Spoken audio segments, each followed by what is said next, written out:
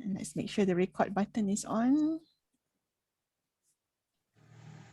Okay, so are you guys seeing that you are being recorded on your side?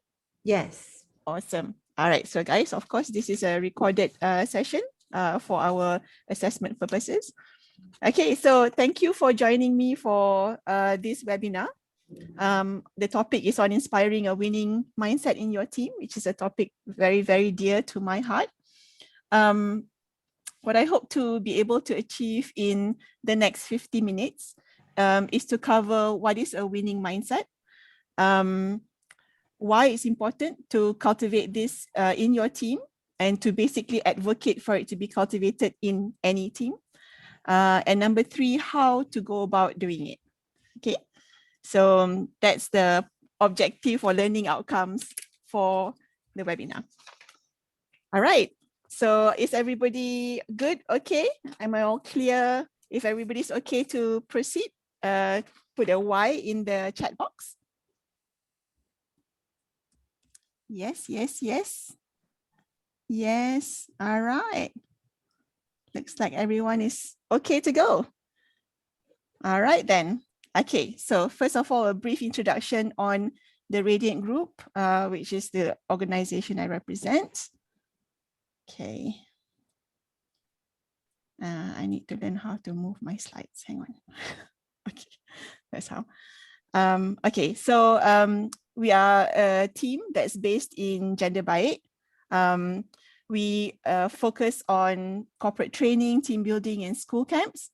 And you can describe us as 3 Gen Xers, almost reaching 50, leading 21 millennials between the ages 24 to 31 years old. So what that means is that we've had to evolve the way we lead a lot because of the huge gap in age and also in the way that, you know, our relative minds work. Okay, so that has been a fascinating evolution for us, and that's kind of what we're going to be sharing today. Okay, so we are a pretty successful team. We started on this journey in 2013. And since then, we've had over 2,000 team building clients, many of them in Gender Baik, but really all around Malaysia as well. We have become a leader for school camps. So we now have over 40 international schools in our portfolio of clients, including pretty much all the big names. And we have some flagship training clients. So we don't have many training clients, but the ones that we do are selected, and they include Petronas, MDAC, and a few of the other big names. Okay, so we are surviving the pandemic, so definitely affected like everybody else in our industry. I mean, we also have a big hospitality part of the business, so all of that is affected for sure. But we are surviving it to the end, intact, in good spirits, the whole team. And we're doing that through various innovations of our core business and also with new pivots. Okay, so that is the Radiant Group in brief. Okay, so by the way, we started this in 2013, me and my sister. My sister's Hannah is here to give me support as well.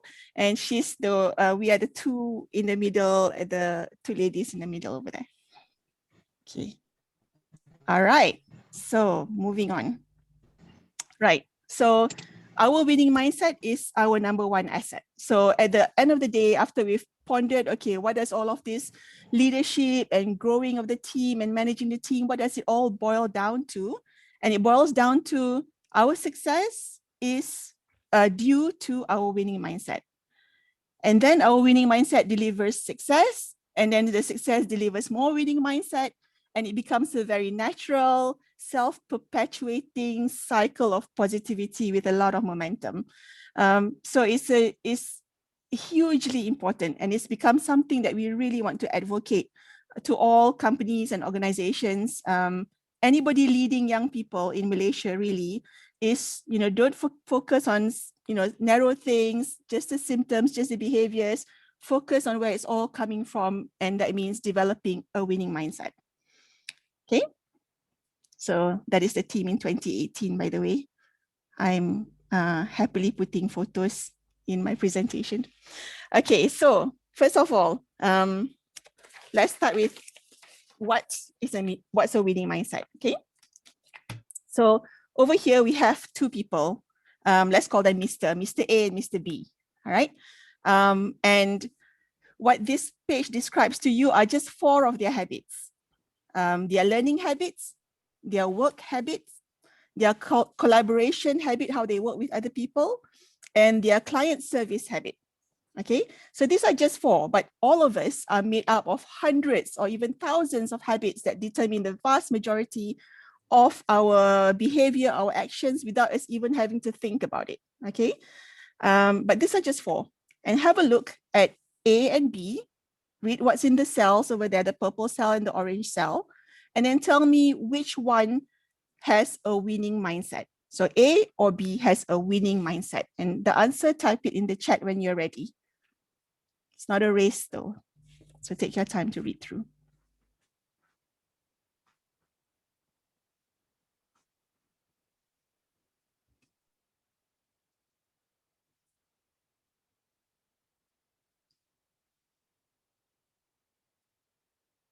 Okay. All right, so I see a consistent stream of Bs. All right, so good, correct answer. And another question, was this a difficult or easy question to answer? Okay, difficult or easy, D or E?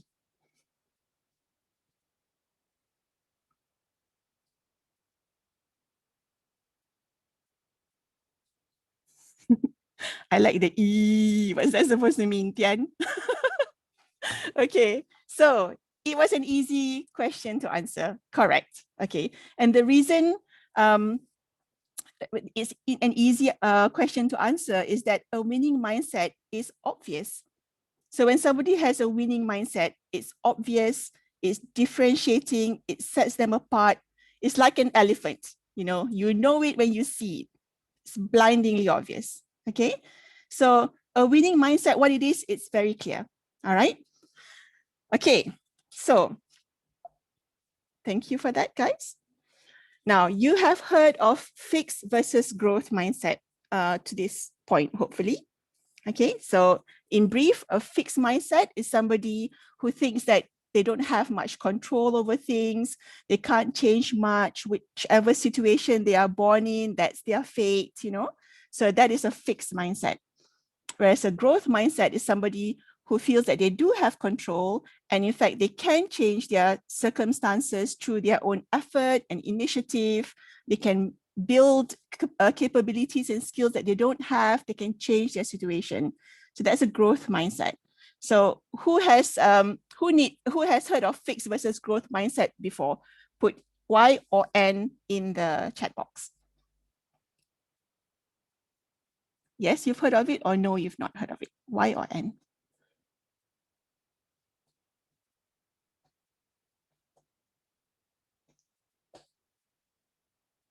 Okay.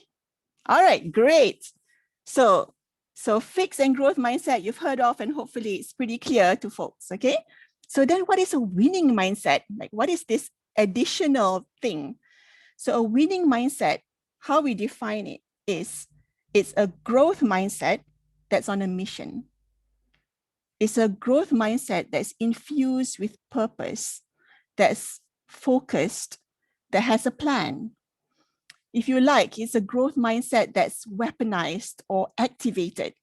Okay, so that's what a winning mindset is. It's a growth mindset on a mission. Okay, all right, so hopefully that's clear to everyone what we mean by a winning mindset. Right, interesting question coming up next. How common is a winning mindset amongst employees? I want you to think back to all of the people you've worked with, whether they are colleagues or people that's reported to you, or you have, or you reported to them, anybody that you've worked with. What proportion of them would you say had a winning mindset as we described earlier? Okay, so what I want you to do now is to annotate on my screen. You can use any symbol or letter that you want, and annotate against the correct row, whether it's 0 to 20% or 20 to 40%. Please leave only one mark. Okay, don't go and annotate everything. Thank you. Juwita's done it. Darth Vader's done his slash of a sword there. Thank you, Daisy.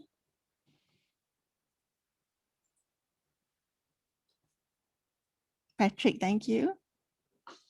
Kena tanda juga ke Bella? Kita kena tanda juga ke? Uva, thank you. Mana boleh guna kat tangan? Rahim, I can hear you, Rahim.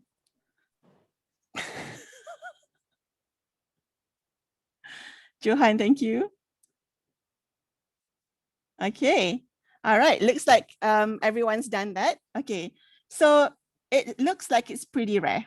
Okay. It's less common than it is common. And in fact, quite a number of you have said that it's actually less than 20% or less of all of the employees out there. All right. Okay. So how interesting is this? We know that it's blindingly obvious what it is. It's important. And yet, so few people have it, right? So there's a big gap here. True? Okay, before I go to the next slide, I must remember to clear all of the annotations. Let me do that. Erase, clear. Oops. Sorry, beginner trainer here. Hang on.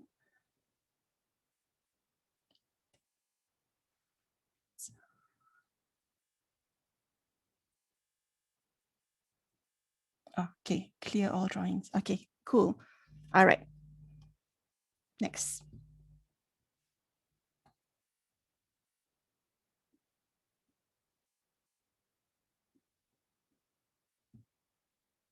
Okay, so it's uncommon. All right. So why must we shape winning mindsets in our team? So very simply, our mindsets determine our habits, and our habits determine our behaviors, and our behaviors determine outcomes. So for our business, it's business outcomes, and of course for the employee, it's their life outcomes, right? Their fate. It all begins from the mindset that they have. All right. Okay. So to this point, we have established that a winning mindset is very obvious, it's very differentiating, it's important, and it's rare. Okay, it's something that we need to work on. Okay, so the next section is about how. How can we inspire a winning mindset in our team? There are 5 steps for doing this. Okay, so the first step is to set the stage for inspiration. Okay, number 2 is to evangelize the why you have to have a winning mindset to your staff. Okay, and then number 3 is to spotlight how you're going to do it. Okay, so basically, how do you young people develop a winning mindset? What are the broad principles or pillars of a winning mindset? Number 4 is to execute specific programs to help them to develop this winning mindset at work. Okay, and number 5 is to bake it all into culture so that there's real sustainability and momentum behind it. All right, so 5 things to inspire a winning mindset in your team. Okay, so can I just check before I go through the 5 whether we are all okay with comprehension so far? We all understand? If yes, click yes, and if no, click no. Yes, yes, yes. Okay. All right. Now, if anybody has any question at all, you can put it in the chat. And then if I don't catch it, Atika will catch it and tell me to answer the question. Okay. All right. Okay. So step number 1, setting the stage for inspiration. Okay. So inspiring a winning mindset is basically persuasion, right? So you basically have to persuade them that no, you don't have a fixed mindset, you have a winning mindset. No, you don't just go with the flow, you actually have to work on it. Okay, so how do you persuade people? All right, there are building blocks of persuasion. All right, so at the very bottom, before you even start persuading people, you have to make sure that they trust you and you have good rapport with them. You have a good relationship with them and they trust you. Okay. And then that's the part that I want to focus on at the moment, because on top of that, you layer on a powerful argument with supporting arguments and also bulletproofing of your arguments. And on top of that, you layer on motivators, you know, a little bit of fire, a little bit of carrot, a little bit of stick, right? And then you get your successful persuasion. Okay. But here I want to focus on trust and rapport. So what I'd like to invite people to think about, right? And then kind of put in the chat box if you got a story to share before we leave this section, is some good stories of how people that you have worked with before, maybe people that you've worked for before, have built trust or rapport with you that you'd like to recognize, you know, that you think we could learn something from. So if you've got a story like that, either raise your hand, you know, using the raise hand button, or put in the chat box, I've got a story, and then I'm going to ask you to share it with everyone, okay? All right, so number one is to focus on whether you have trust with your team and whether you have a good rapport with them. That obviously doesn't happen overnight. It happens through respecting them. It happens through spending time, spending laughs. It comes through being consistent, being predictable, doing what you say you're going to do, you know, not breaking their trust, things like that, okay? So that takes time and it's a continuous effort, all right? So number one, build trust and rapport with your team. And number two is to try to secure their basic needs. Okay, here is Maslow's hierarchy of needs, okay? And don't have to worry about reading all of the words. Basically what it says is that for human beings, for them to be motivated to do some of the higher order things, for them to be motivated to stretch and to work on their best self and to pursue mastery and to think about broader things like that, their basic needs have to be met first. They cannot be scared. They cannot be hungry or insecure, right? So as a leader of the team, it's your job, if you want them to go for higher order things, to secure their basic needs first, okay? So for example, at Radiant, when the pandemic hit, one of the very first things that we told the team we would do is to secure them. So we told them, okay, we can secure you for 6 months like this. And then before the 6 months is up, we can secure you another 6 months like this, okay? And then finally, we made to them the commitment that, okay, we see the light, vaccinations are here, we are going to secure you, we'll see you the other side, okay? So as a business leader and as a business owner, it's pretty painful to have to do these things because you have to overextend yourself. But we do recognize that, you know, we want them to keep building that winning mindset. And in order to be able to do that, you have to secure their basic needs. And so that was a very big priority for us. Okay. All right. So that's to the first step, which is, you know, to set the stage for inspiration is to build trust and rapport and to try and secure their basic needs. Okay, so did anybody have a story to share about trust and rapport building in any organization that they worked at before? Any raised hands there?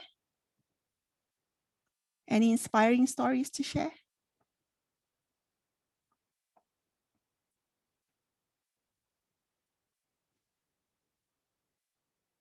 No?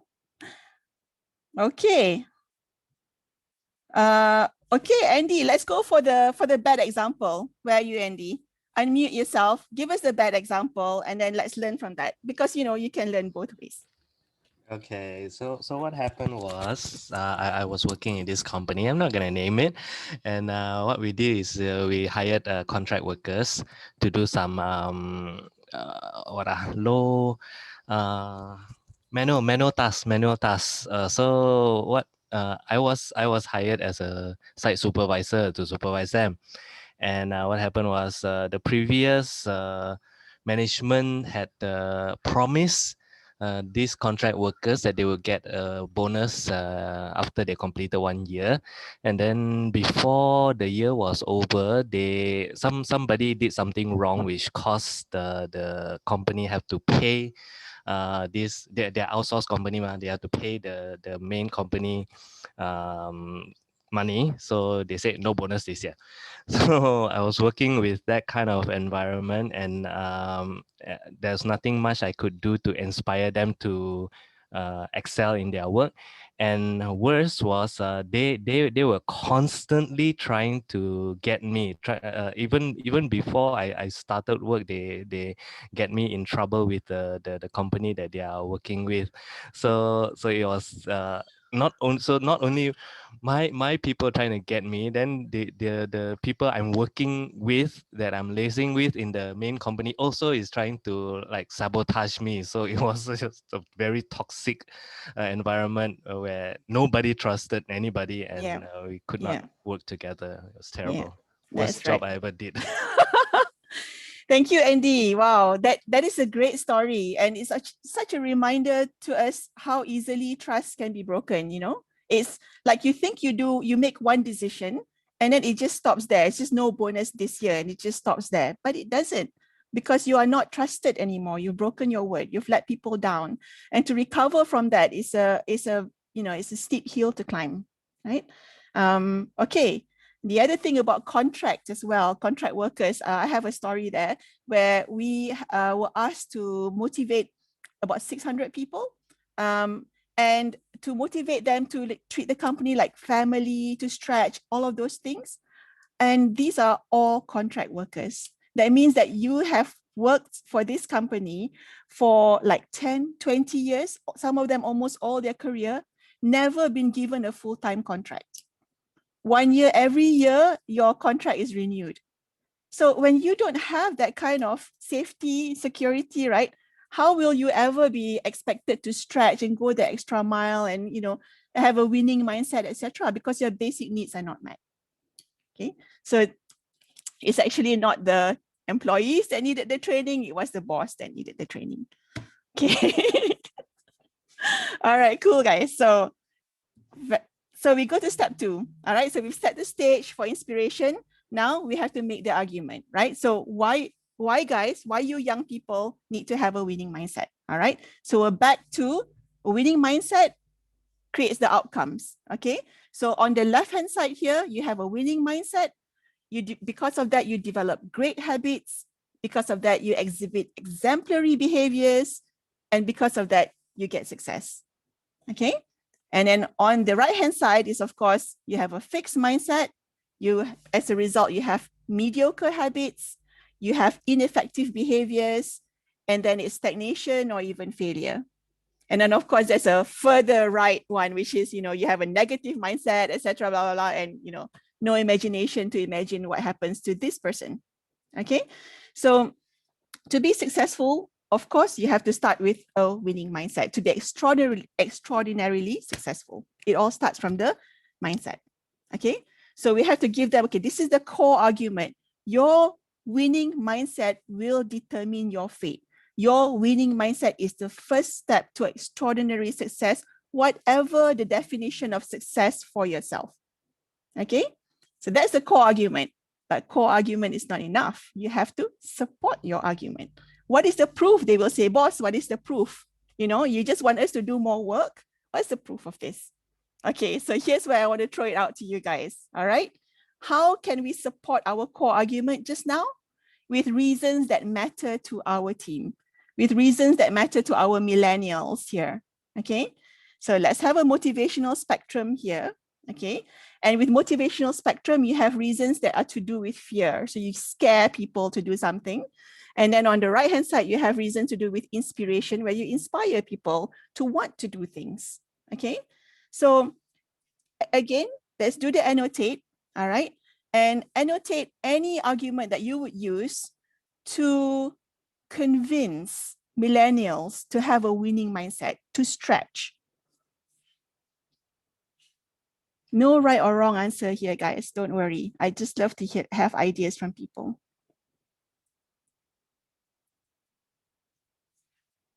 What arguments could you use on them? Why do I have to stretch? You can think about your children also, like, Mom, why do I need to stretch, Mom?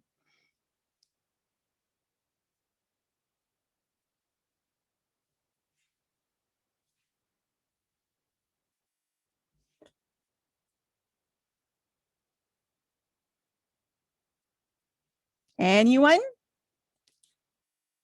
5, 4. You can just have to start writing something. I'll stop the countdown. 3, 2, 1.5. I pergi ambil air. I pergi ambil air. What was the question? Sorry. Okay, the question is, how do you convince people to have a winning mindset? Okay, you already told them that your winning mindset will determine your fate, guys. But how do you convince them? How do you bulletproof your argument there? Oh, okay.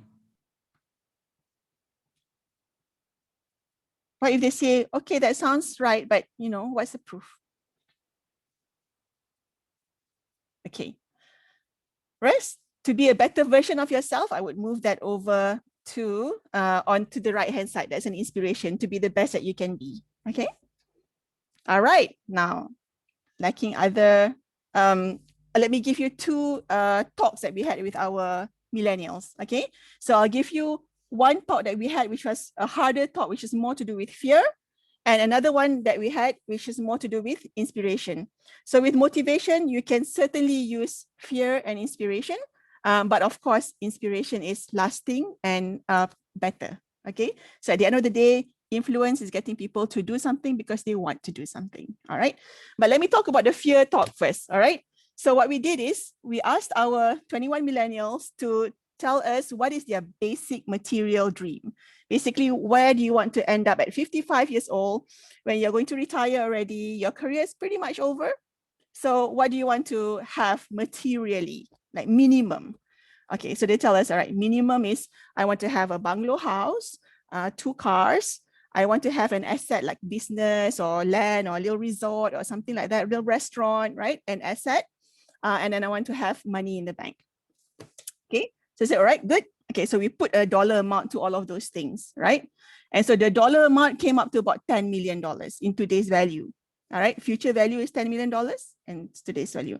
And then I asked them to punch it into a calculator. We have the interest calculators, which is on the internet, to say, okay, how much do you have to put aside every month in order to be able to achieve your basic material dream that is worth, $10 million in 30 years time. Who wants to guess what the number was that they have to set aside every month? 10K, Andy, not far, Andy. Pretty warm. 15K, the answer is somewhere between the two. You guys are good. Obviously not millennials, right? So you ask a millennial, they'll say like 150 ringgit a month until you actually get them to do the maths. So in fact, the answer is 13,000 ringgit. Okay, so 13,000 ringgit that you have to put aside either in savings or investment or EPF or whatever it is that is set aside that is going to grow in order to deliver you your basic material dream. So then we tell them, if you don't do something like that soon, then you're going to have to start shrinking your dream. And here you are, 27 years old, and you started shrinking your dreams already. That's sad. So we told them that, so this is what this, so then after that, we talked to them about, okay, what are the strategies for making 13,000 a month? What are the strategies that you can use and blah, blah. And it all boils down to stretching, to becoming a master. And all of that, again, boils down to having a winning mindset. Okay, so we tied down this hard argument about money through to the fact that you have to have a winning mindset in order to fuel all of that. Okay, so the next slide here, don't have to worry about reading it. It's basically, we told them, we did the maths for them, we charted the graph for them, and we told them you have to be on the purple line. Of course, it's purple because it's radiant, right? So you have to be on the purple line, and roughly 1 in 2,000 Malaysians will make that material dream that you're talking about. So be under no delusion that is going to happen just because you're a graduate and you're going with the flow and you have a decent job. So be under no delusion that it's just going to happen. Okay, 1 in 2,000 Malaysians will reach it. Will you be one of those? All right. Okay, so That was the hard talk, the fear talk. All right. Okay. So then we have the inspiring talk as well. Okay. On the other side of the motivational spectrum, the inspiration. And what we did with them is to match their vision and our vision. So we are big on vision at Radiant. We are very serious about it. It infuses everything we do. So if your organization is not serious about your vision, if it's just writing on a wall, then of course this is not going to work. But I think our team is very clear that our vision of creating world-class Malaysians is something we're very serious about. Okay, the last slide will show you why. The very last slide. Okay, all right. So this is the vision talk. So basically, this mothership, it looks like an alien invasion, right? I think who is going to be very excited about this? I think Shimi is super excited about this picture already, right? So this is the middle ship there is the mothership. So this is Radiant sites A, B, and C. Okay, this is our core business, right? So then, so I'm just distracted by the blue writing there because I forgot to clear my screen. Okay, so the outer line there, the Radiant satellites, those are the ones that we will co-own with our team, right? But only if they are excellent entrepreneurs. They've shown themselves to be leaders with a winning mindset, etc. And then within the mothership will remain superb specialists. Okay. All right. So then when they have their satellite under the Radiant umbrella, then they will have their own satellites after that, which is the outer ring. Okay. So in this way, from the mothership through to the satellites that they co-own with us, through to their own satellites in the future, this is how we are going to achieve our vision of developing extraordinary world-class Malaysians. Okay, and it's for our country, it's for our children, it's for their children. All right, so that's the match vision talk. Okay, in order to have your satellite, guess what we want from you? What is it? It's all the characteristics to do with a winning mindset. Okay, all right, so that is the match vision talk. We need you to achieve your dreams. We need you to stretch so that we can fulfill our mission too. All right. Okay, so these are two examples of motivating our millennials on the fear side and on the inspiration side. Okay, but the bottom line is different arguments are going to work for different groups of people. The problem is these talks are not happening, right? So these talks between leader and the people they are leading are not happening. So like I said, that's what we hope to be advocating more towards in future. Okay. All right, so now let me take a moment here to get rid of the annotation.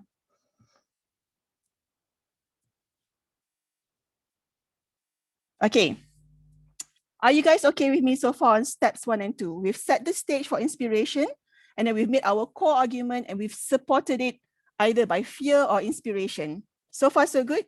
Give me a Y or an N.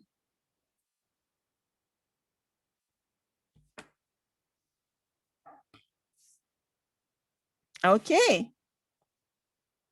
Awesome. All right. Step 3. Okay. So then hopefully at this point, our team is engaged, they're interested, okay, they want to do this. So then how? What's the approach? All right. So the general approach, which I'm not going to spend a lot of time on because it is general approach, it is 6 pillars to a winning mindset. Okay. So these are the 6 things you must focus on developing.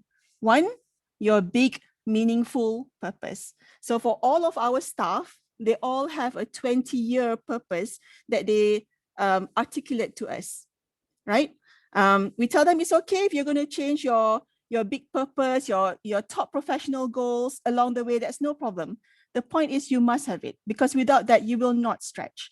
Okay, so a big, meaningful purpose is number 1. Number 2 is building 2 powerful minds. Okay, your rational mind, your subconscious mind, your fast brain and your slow brain. Okay, so that's another topic for itself. All right, but basically build a powerful mind. That is your vehicle for the winning mindset. Okay.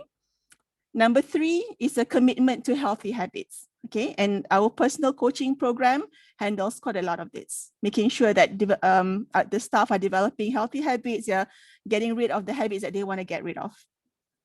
Okay, Number 4, relationships that build you. Okay, hopefully for the photos can speak 1,000 words here, but we have amazing relationships at Radiant. The people are happy all the time. You can't believe they're not on drugs. So the relationships that build you, so they're very positive for one another. And in fact, this is obviously already proven by science in one of the longest studies ever done, right? For 70 years, following people through to the end of their lives.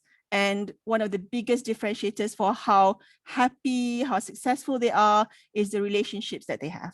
Okay, so relationships that build you. Number 5 is taking responsibility and action. All right, so don't just talk, don't just plan, don't just have teh tarik and tell people everything you want to do. Actually do it. Do it, fail, learn, do it, re-engineer, do it again. Okay. And finally, a commitment to lifelong personal development. The fact that it's never going to end. I think they've enjoyed seeing me doing the VLC course because they've seen the CEO like kind of nervous and learning all over again. But lifelong personal development is stop making signs at me. Is number 6. Okay. All right. So that is the how. Okay. That's the general approach. Okay. But now, since we are leading a business, we have to get to the specifics. All right. So the specifics is in the next section, which is step number 4, executing the what of a winning mindset. Okay. So that's all good. Those are general approaches, but I'm going to walk away from this conversation and forget all about it. All right. Because I'm 26 years old and I have a lot of things happening in my life. Okay. So what are the specific things that you can set up in your organization that will make sure that your team will be going for the winning mindset? Okay. So what specific initiatives can help employees to develop their winning mindset that you can do at work? Okay. And here again, annotate on my screen anything you like. Okay. Here we have the learning spectrum. There are things which we can direct to them, and there are things that it has to be more self-directed from them. Okay, so take a moment and think, what kind of initiatives could we do?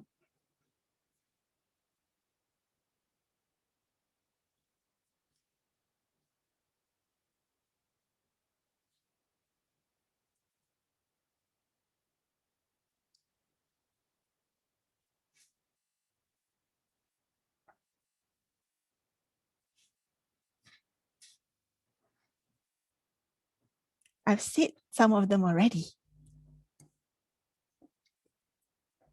Mentorship, love it.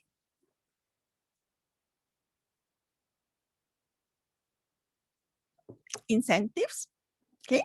Mentoring, yes.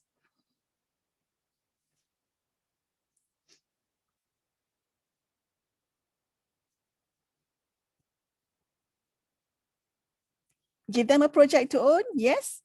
That's the part about just do it,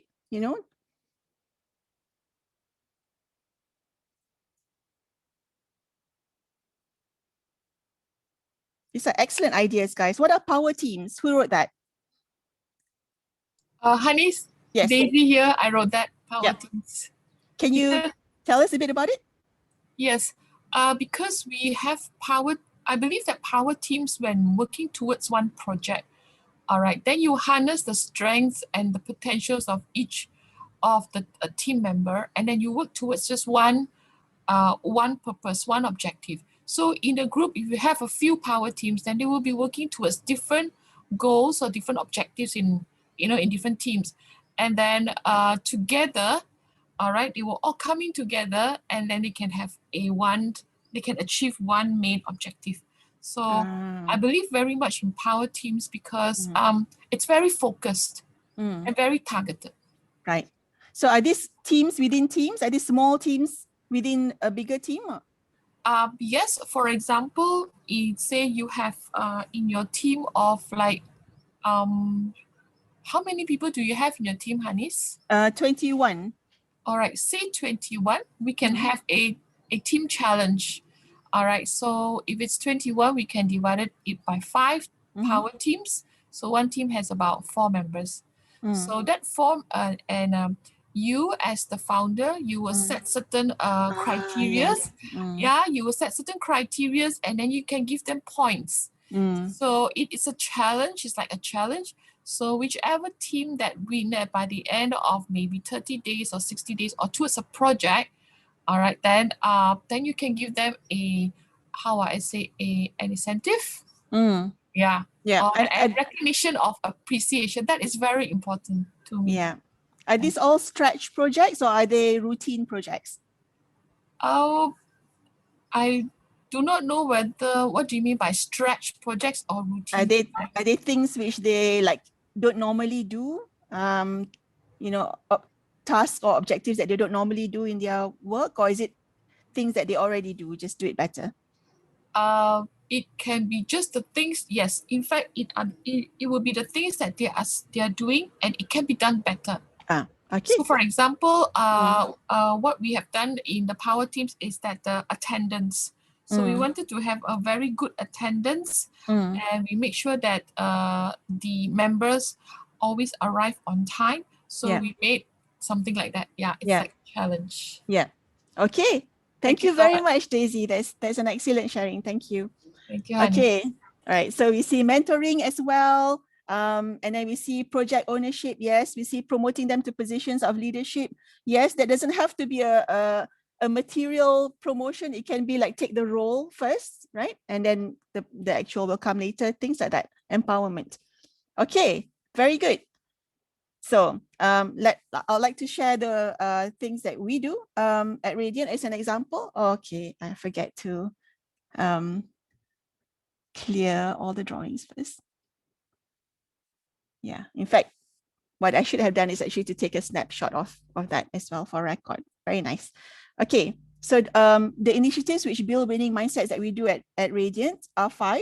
Okay, and like I say, this works for us, but for every organization, different things will work. But the main thing is to do it, right? To have this program.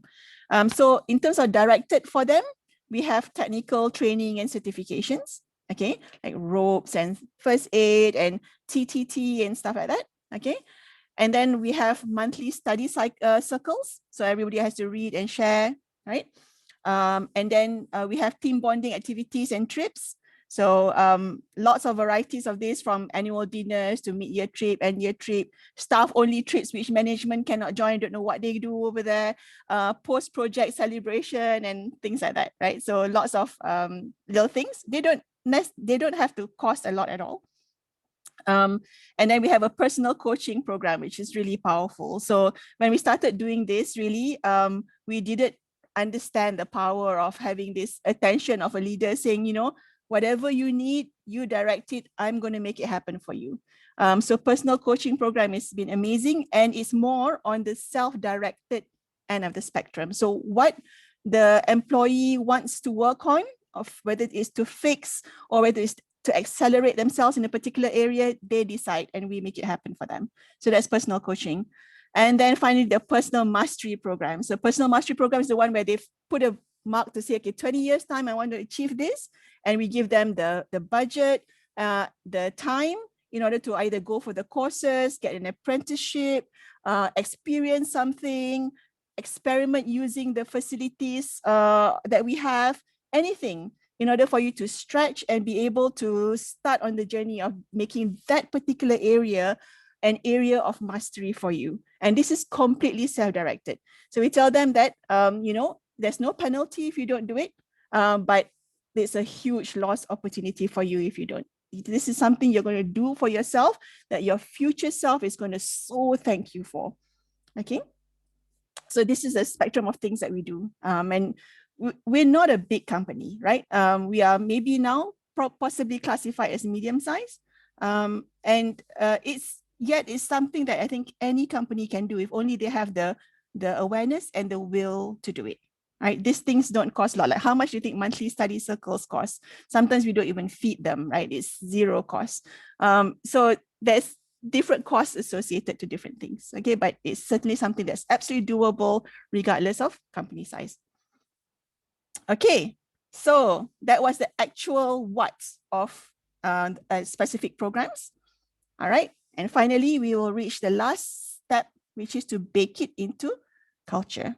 Okay, I'll do that. Okay, so step 5 is baking it into culture. So what is culture?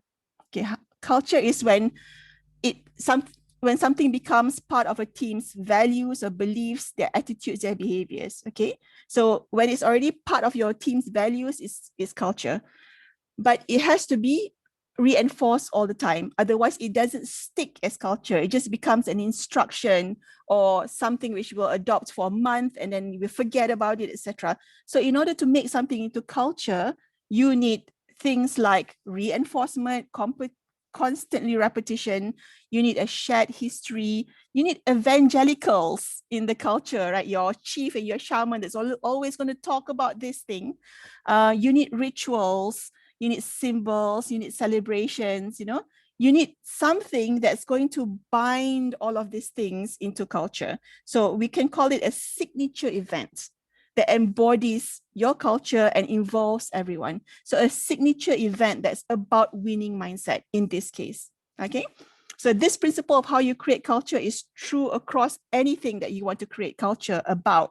But in this case, we want to create the culture about a winning mindset. So what is a signature event that we can do that embodies this? Okay, so the answer is again different for everybody. So I'll just share you the radiant answer. And that is our world-class team excursions. Okay, so we set aside a profit, part of the profit every year. You know, in a good year, it's a further trip. In a not such a good year, it'll be a shorter trip, right? And it's all, the excursion is built around their personal mastery. So you said you want to be an excellent geologist or an outdoor educator or a recreationist or forester or hospitality, whatever it is, all right? So whatever it is that you want to have as your mastery, we will build the excursion around it. Okay, so that is our signature thing. It gets a lot of excitement, a lot of focus, a lot of, you know, happy interactions up the whole year, and then we go for it, and then we look at the video and the photos, and it becomes part of our symbol, our shared history, our celebration, all of the things that you need in order to bake something, a concept, into culture. Okay, so that's a signature event for us. But it's something which is different for different people, but you should have it. Okay, so without such a signature thing, it won't become culture. Sometimes it's, you know, fantasy football, or it's adopting an orphanage, or something that you do together as a team. Okay. Okay. All right. So in summary, all right, and I'll open for questions shortly if anybody has them. In summary, we've established what is a winning mindset, and we've discovered that, wow, it's really obvious and it's really differentiating. Okay, then we established that, okay, wow, it's actually not common, it's quite rare. Okay, most of us think it's less than 20% of people out there. So we really should do something about this. Okay, and then we talked about what are the 5 things we need to do in order to be able to inspire this amongst our own people. All right, so set the stage, tell them the why, spotlight the how, do the what together, and bake it into culture. Okay, so it's worth every effort. It's absolutely worth it. I can tell you that from the bottom of my heart. Okay, all right. So that's the end of my slides. Can I have any questions or comments? We have a few minutes left. Oh, thank you, Daisy. Thank you for those kind words. Juwita says, love the fear bit. Yes. A little bit of fire doesn't hurt anyone. A little bit of stick. Just make sure you have the carrot and the reward as well. Yeah, it's very much like what, you know, our grandmothers or mothers would do dulu kan. It's like, tak buat ni, siap. Nanti besok, kahwin, you know, it's also it's also like, jangan nyanyi kat dalam dapur, nanti kahwin orang tua, you know. So that's more like it. But we obviously do it, you know, the modern way. Yeah, that's right. With something like this bulletproofing, you know, you want them to come up with the answers themselves. So like we ask them to tell us the material dreams themselves. We ask them to calculate the money that they need themselves. And then we ask them to think about how many people that they know out of 100 people that they know have already achieved this. We multiply that by how many people in the room. What percentage is that, guys? 1 in 2,000. That actually coincides with what is actually true from government statistics as well. Okay, so a lot of bulletproofing along the way to be able to convince them that it's not, teh tarik and put aside 200 a month and then you're gonna get it. No, you're gonna end up a very bitter old person. So that is the fear part of it. But thankfully, we don't spend too much time on the fear part. We like spending much more time on the inspiration and the fun trips and stuff like that. Have you, okay, my question is this. Yeah. There is always, well, we hope not, but Mhm. there's always one bad apple in the whole bunch.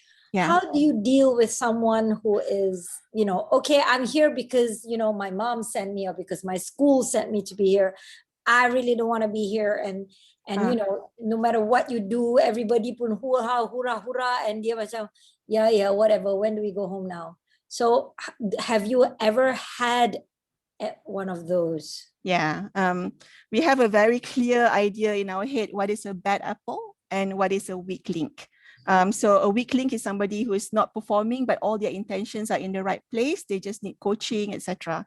A bad apple is when the intention is wrong, right? Just that, like you described. And bad apples never last in the company. They are given a talk, etc., and then they are shifted out because the problem with bad apples is that they will infect. So there are no bad apples. They also cannot get far when you have a team that's already strong with really good role models, leaders that have been in coaching relationships with their juniors, etc. So it's very hard for a bad apple to come in and infect that anyway. But no, bad apples have absolutely zero space in the organization. The nice thing about having your own company is that you can say that, right? But if you're working in a big organization, sometimes they're your boss. That's the problem. The problem is when it is the boss, and then it's very difficult. It's true. I mean, handling bad apples is one of the most important leadership jobs to do. Okay. So when you have your millennials and whatever, again, say in that 20 people that you have there. If you have one like that, what do you do throughout, while you are training them? If you recognize a bad apple? Oh, they don't make it past probation. Okay, got it. And even, and I make it sound so easy, but we've had to learn it the hard way a few times as well. So the problem with bad apples obviously is when they are highly technically qualified. Okay, faham. So when they have, where you have to keep them, right? No, you never have to keep a bad apple. Trust me on that. You think that I can't because, we brought in this person highly technically qualified or has all of these years of experience. It's exactly the kind of thing that our clients ask for in our resume, that kind of thing. You think all of those things and you hold on, and then you will suffer for it. So there's been a couple of instances in our history where we had to cut loose bad apples, and the same kind of thought process went through, and you absolutely never regret it. The minute you cut them off, then the atmosphere changes in the organization, and then all of the juniors bloom, they blossom, and they easily fill up because these people are toxic, right? So there's nobody is indispensable, and certainly not a bad apple. Never. All right, guys. Okay. This is Tian here. I just want to say this to you. I can feel the fire in you, right? and I think because of the fire in you, right, it brings out the presentation very well, right? The pieces just move with you, right? You can sense the energy in the content, not just the content, but I can sense the energy in the content. Congratulations. Thank you, Tian. That means a lot to me. Thank you so much. All right, guys, it's 4 o'clock and it's now time for Emily. So we must go and support Emily. So thank you so much, guys. It's been fantastic. Loved it. And I'll see you guys soon. Okay. Thank you. Bye. Thanks, Hannes. Congratulations. Thank you. Bye-bye. Bye. I'm now part of Prestige. Yay! Yay. Hannes, don't forget Well the done. recording. Congrats, Hannes. Okay. Great job. Well done. Okay, bye. You haven't stopped the recording. Okay, stop it now. And then don't listen to